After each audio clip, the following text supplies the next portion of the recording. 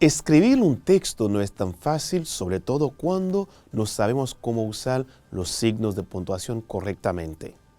¿Y tú, sabes los signos de puntuación en francés? ¿Sabes cuándo usarlos? Espero que sí. Pero en caso que no sepas cuáles son y cómo usarlos perfectamente, te invito a ser parte de esta clase, porque a continuación aprenderás eso y mucho más. Allons, on commence.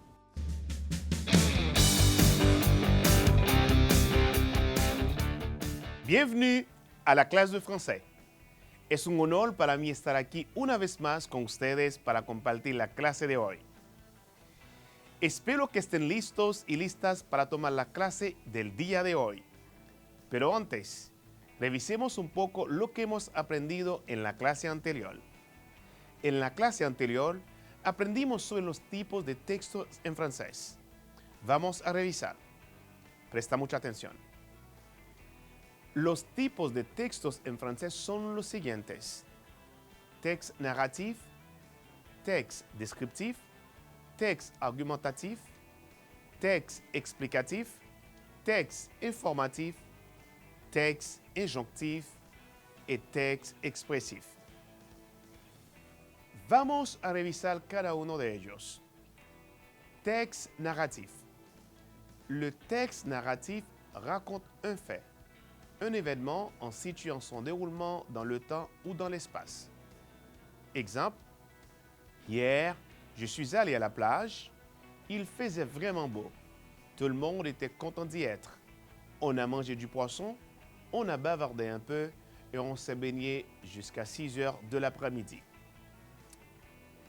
Texte descriptif. Le texte descriptif évoque une réalité que le lecteur ne voit mais qu'il peut imaginer. Exemple, j'ai un cahier sur la table, mon cahier de français. J'ai aussi un portable noir à côté du cahier. C'est un cahier de couleur bleue. Texte argumentatif. Le texte argumentatif vise à convaincre de la justesse d'une idée, d'une pensée, en s'appuyant sur des arguments et des exemples qui ont une valeur de preuve. Exemple, pour survivre et pour avoir une condition de vie meilleure, l'homme a un besoin accru d'agrandir ses terres et d'utiliser les ressources biologiques.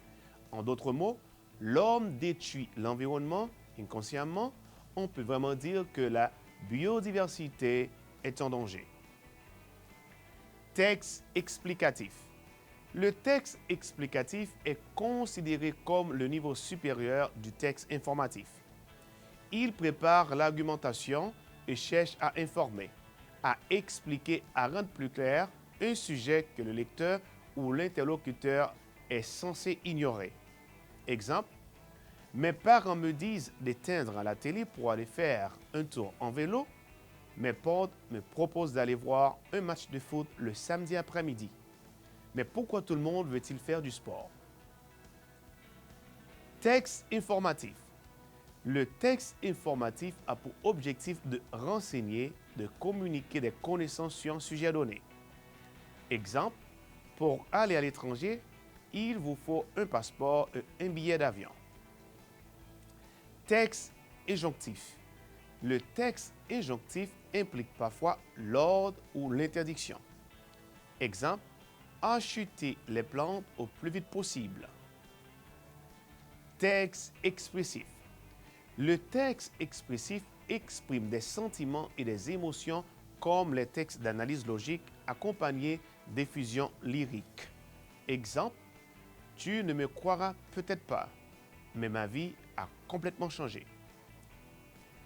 Queridos estudiantes, espero que hayan refrescado la memoria sobre los tipos de textos en francés.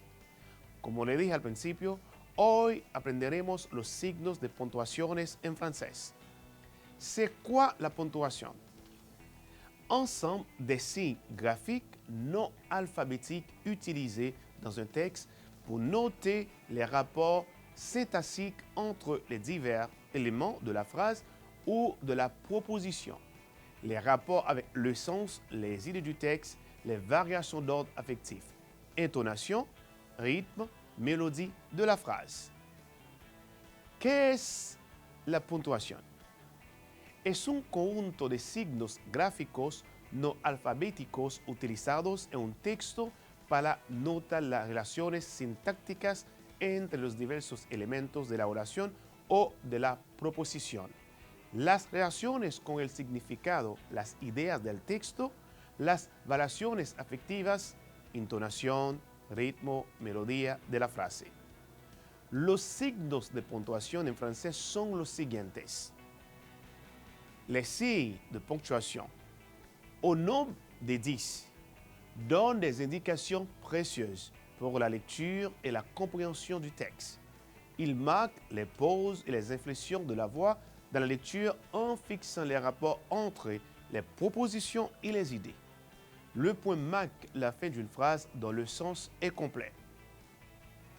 Los signos de puntuación, 10 en total, proporcionan información valiosa para leer y comprender el texto. Marcan las pausas y las inflexiones de la voz en la lectura y fijan las relaciones entre las proposiciones y las ideas. El punto marca el final de una oración cuyo significado es completo. Hoy veremos 8 de ellos solamente. Estos son: le point. Le point indique la fin d'une phrase. Il faut baisser la voix. Exemple, c'est la fin de l'été. Punto. El punto indica el final de una oración. Tienes que bajar la voz. Por ejemplo, es fin de verano. 2. Le point d'interrogation. Le point d'interrogation termine une phrase interrogative. Exemple, quelle heure est-il? Signo de interrogación. Completa una oración interrogativa. Por ejemplo, ¿qué hora es?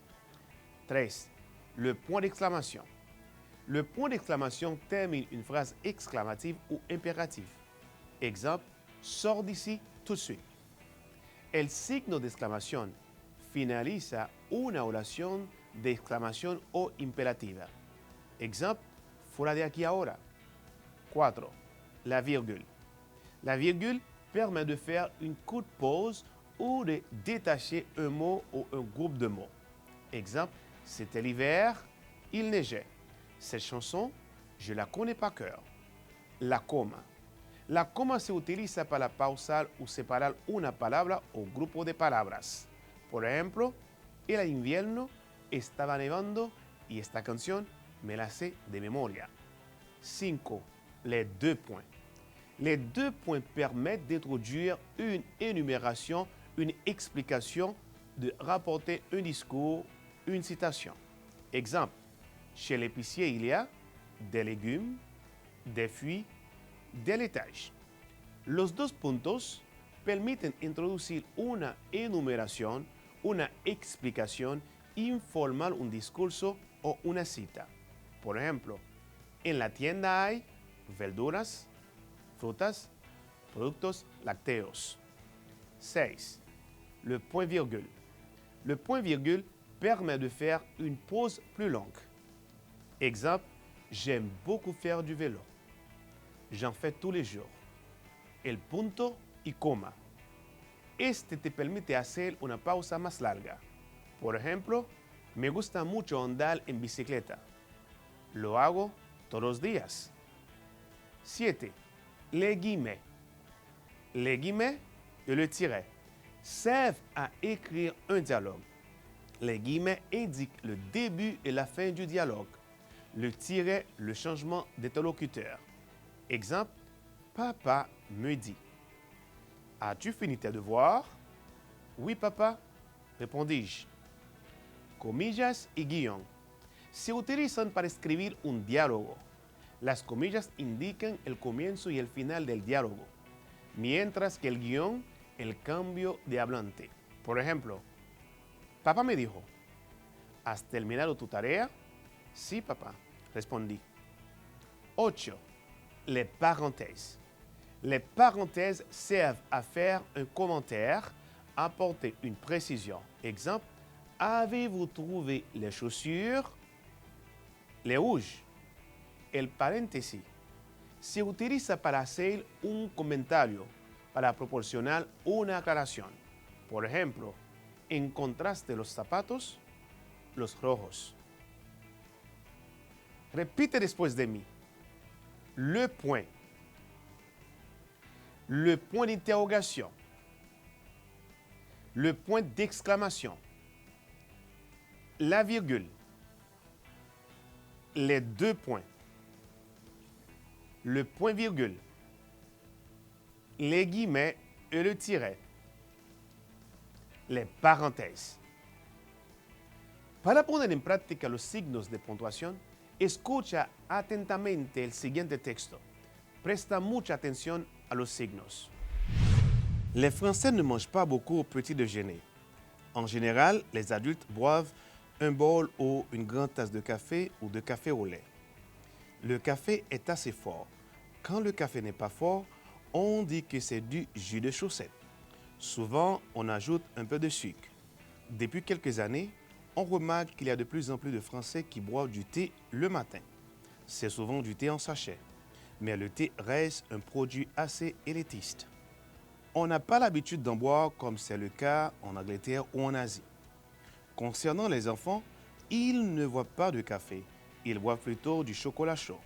C'est du chocolat en poudre avec du lait, ou bien simplement du lait qu'ils accompagnent de céréales. En général, on mange une tranche de pain ou une biscotte avec du beurre. On peut y ajouter de la confiture ou du miel. Vous devez savoir que beaucoup de Français trempent leurs tartines dans le bol de café ou de lait. On mange aussi des céréales avec du lait. Contrairement à une idée reçue, les Français ne mangent pas de croissants ou de pain au chocolat tous les matins. Les croissants, la brioche et les pains au chocolat sont des produits chers et puis ça fait grossir. Alors qu'on en achète, c'est plutôt le dimanche matin. D'ailleurs, les Français font souvent la queue le dimanche matin pour apporter des croissants et du pain frais à toute la famille. Bien sûr, plus que la queue est longue, plus la boulangerie est bonne. Si vous voulez acheter du bon pain le dimanche matin, choisissez une boulangerie où beaucoup de gens attendent. Vous serez certain d'y trouver du bon pain. On peut aussi accompagner le petit déjeuner d'un yaourt, de fromage blanc, d'un fruit ou d'un jus de fruits. En général, on ne mange pas de choses salées, à part les œufs et le bacon. Como quiero que comprendas este texto, escúchalo en español. Los franceses no desayunan mucho. En general, los adultos beben un tazón o una taza grande de café o café con leche. El café es lo suficientemente fuerte. Cuando el café no es fuerte, se dice que es un jugo de calcetín. A menudo se agrega un poco de azúcar. En los últimos años, hemos notado que cada vez más franceses beben té por la mañana. A menudo es de una bolsa. Pero el té sigue siendo un producto bastante elitista. No estamos acostumbrados a beberlo como ocurre en Inglaterra o Asia. En cuanto a los niños, no toman café sino chocolate caliente. Es chocolate en polvo con leche o simplemente leche que acompañan con cereales. Por lo general, comemos una rebanada de pan o un bizcocho con mantequilla. Podemos añadir mermelada o miel. Debes saber que muchos franceses sumergen sus tostadas en su cuenco de café o leche. También comemos cereales con leche. Contrario a la creencia popular, los franceses no comen croissant ni pan con chocolate todas las mañanas. Los croissants, panecillo y pan con chocolate son productos caros y luego engordan. Así que cuando los compras es más el domingo por la mañana. De hecho, los franceses suelen hacer fila los domingos por la mañana para llevar croissant y pan fresco para toda la familia. Por supuesto, cuanto más larga sea la cola, mejor será la panadería. Si quieres comprar un buen pan el domingo por la mañana, elige una panadería donde haya mucha gente esperando. Seguro que encontrarás buen pan allí. También se puede servir el desayuno con yogur, queso blanco, fruta o zumo de frutas. En general, no comemos cosas saladas que no sean huevos y tocino.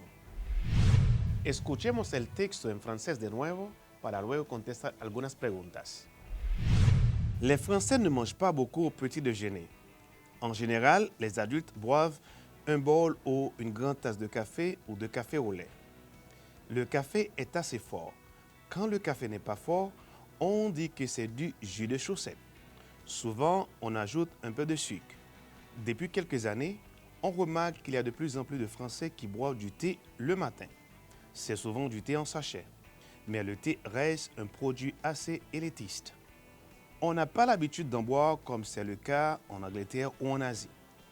Concernant les enfants, ils ne boivent pas de café, ils boivent plutôt du chocolat chaud. C'est du chocolat en poudre avec du lait, ou bien simplement du lait qu'ils accompagnent de céréales.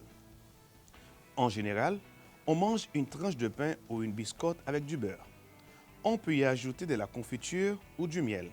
Vous devez savoir que beaucoup de Français trempent leurs tartines dans le bol de café ou de lait. On mange aussi des céréales avec du lait. Contrairement à une idée reçue, les Français ne mangent pas de croissants ou de pain au chocolat tous les matins. Les croissants, la brioche et les pains au chocolat sont des produits chers et puis ça fait grossir. Alors qu'on en achète, c'est plutôt le dimanche matin. D'ailleurs, les Français font souvent la queue le dimanche matin pour apporter des croissants et du pain frais à toute la famille. Bien sûr, plus que la queue est longue, plus la boulangerie est bonne. Si vous voulez acheter du bon pain le dimanche matin, choisissez une boulangerie où beaucoup de gens attendent. Vous serez certain d'y trouver du bon pain. On peut aussi accompagner le petit déjeuner d'un yaourt, de fromage blanc, d'un fruit ou d'un jus de fruits. En général, on ne mange pas de choses salées, à part les œufs et le bacon. Question. Que mettons sur les tranches de pain? 2. Comment être certain de trouver une bonne boulangerie? 3. Quels sont les aliments salés qu'on mange le matin? Para contestar las preguntas anteriores, escuchamos el texto de nuevo en español. Los franceses no desayunan mucho. En general, los adultos beben un tazón, una taza grande de café o café con leche. El café es lo suficientemente fuerte. Cuando el café no es fuerte, se dice que es jugo de calcetín. A menudo se agrega un poco de azúcar. En los últimos años, hemos notado que cada vez más franceses beben té por la mañana. A menudo es de una bolsa. Pero el té sigue siendo un producto bastante elitista. No estamos acostumbrados a beberlo como ocurre en Inglaterra o Asia. En cuanto a los niños, no toman café sino chocolate caliente. Es chocolate en polvo con leche o simplemente leche que acompañan con cereales. Por lo general, comemos una rebanada de pan o un bizcocho con mantequilla. Podemos añadir mermelada o miel. Debes saber que muchos franceses sumergen sus tostadas en su cuenco de café o leche. También comemos cereales con leche. Contrario a la creencia popular, los franceses no comen croissant ni pan con chocolate todas las mañanas. Los croissants, panecillo y pan con chocolate son productos caros y luego engordan. Así que cuando los compras es más el domingo por la mañana. De hecho, los franceses suelen hacer fila los domingos por la mañana para llevar croissant y pan fresco para toda la familia. Por supuesto, cuanto más larga sea la cola, mejor será la panadería. Si quieres comprar un buen pan el domingo por la mañana, elige una panadería donde haya mucha gente esperando. Seguro que encontrarás buen pan allí. También se puede servir el desayuno con yogur, queso blanco, fruta o zumo de frutas. En general, no comemos cosas saladas que no sean huevos y tocino. Contestemos las preguntas anteriores. Que mettons sur les tranches de pain? La respuesta es, on met du beurre au pain. 2. Comment être certain de trouver une bonne boulangerie? La respuesta es, plus la queue est longue, plus la boulangerie est bonne. Número 3. Quels sont les aliments salés qu'on mange le matin? La respuesta es, les œufs y le bacon.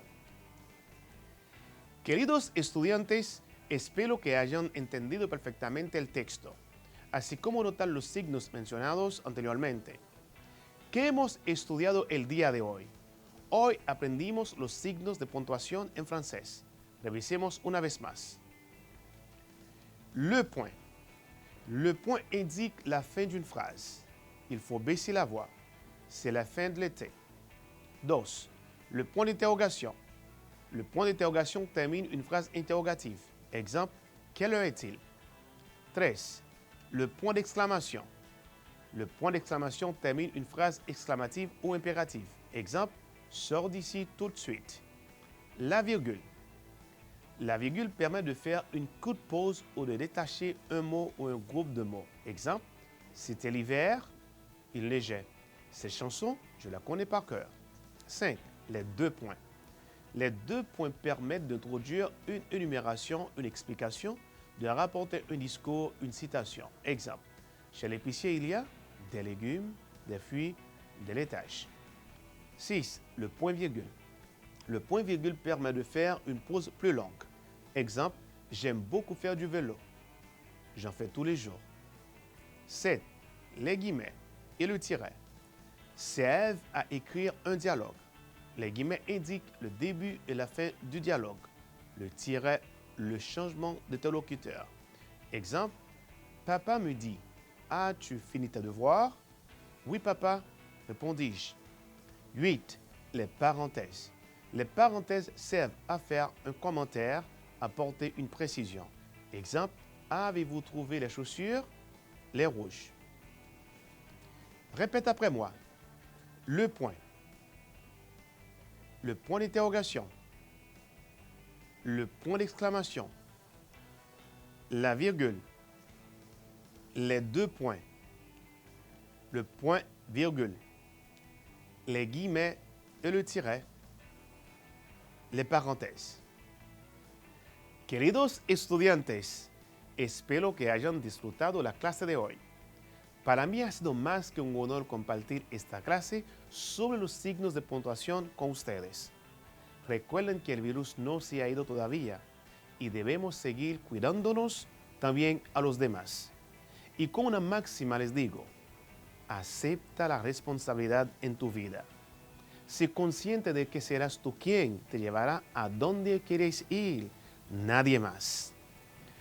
Con esta frase inspiradora se despide su profesor de francés et chanson la jeunesse. À la prochaine.